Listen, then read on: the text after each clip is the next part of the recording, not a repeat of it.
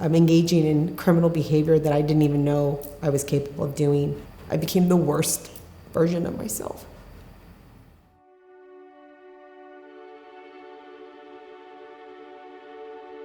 I knew early on that I struggled processing my thoughts. I struggled with never thinking I had enough, which I did. I mean, I look back and I never went without anything, but I was never satisfied with what was given to me. The chain of bondage that held me down the longest throughout my entire life was my relationship with food. I would go on these binges where I would just eat as much as I could, and I don't remember being hungry. I just remember that wanting more than I was supposed to have. I think around my 19th birthday, I got into a skiing accident, and I was really active, and that instantly stopped me from being physical, and that's when my food addiction showed up. Between my 19th and 21st birthday, I put on close to 60 or 75 pounds, and then I was getting married to my high school sweetheart, so I did like my first major crash course diet and lost a lot of weight, but the hole that was inside of me was so big that marriage, food, shopping, all those things weren't filling it, and so I just continued to overeat, and in my first year of marriage, I gained 100 pounds. My overeating caused me to spend more money because the overeating made me feel bad about myself, so I would spend more money, and then I would feel guilty about that, and so I would lie about it, and then I would eat because I felt bad about lying. My marriage did not survive that. So at 25, I was divorced, 300 and something pounds. I'd put my home into foreclosure.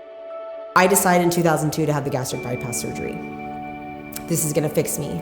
They took away my ability to eat. They handed me a giant bottle of an opiate called Vicodin and said, "Here, take this for your pain." I mean, I was an addict the very first time. Between 2002 and 2004, I became severely addicted to opiates. I did things to the people that I loved the most that I never thought I was capable of. I met my current husband during that time period, and unbeknownst to him, I was already practicing my addiction, and my tolerance over time built up. And what one pill used to do was not getting the job done. I stole from my husband's pain medication. I stole from my parents. I stole from my 95-year-old grandmother.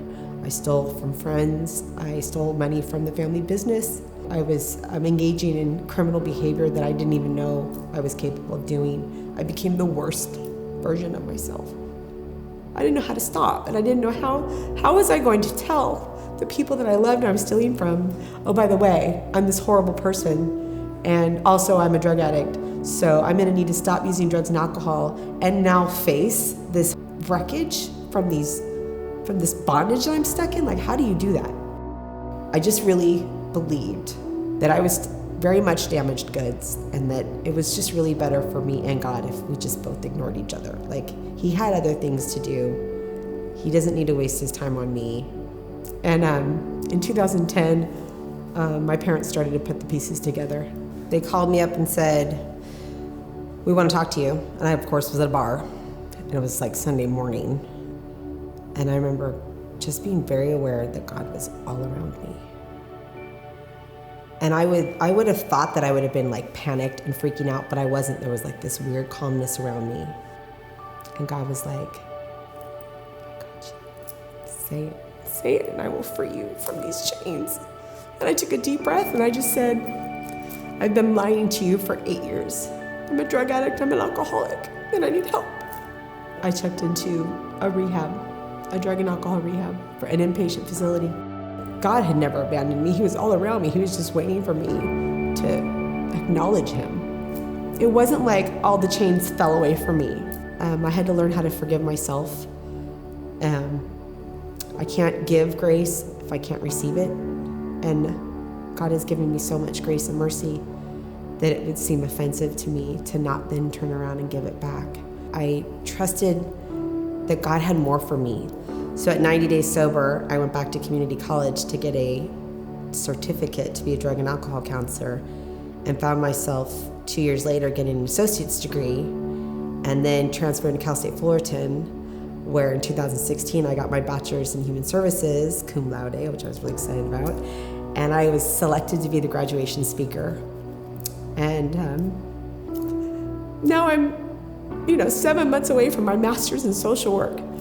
And I still am amazed sometimes that a drug addict, alcoholic like me can look people straight in the eye and speak to the grace and the mercy that was given to me and not walk around cloaked in shame. Like, those chains are no longer holding me back.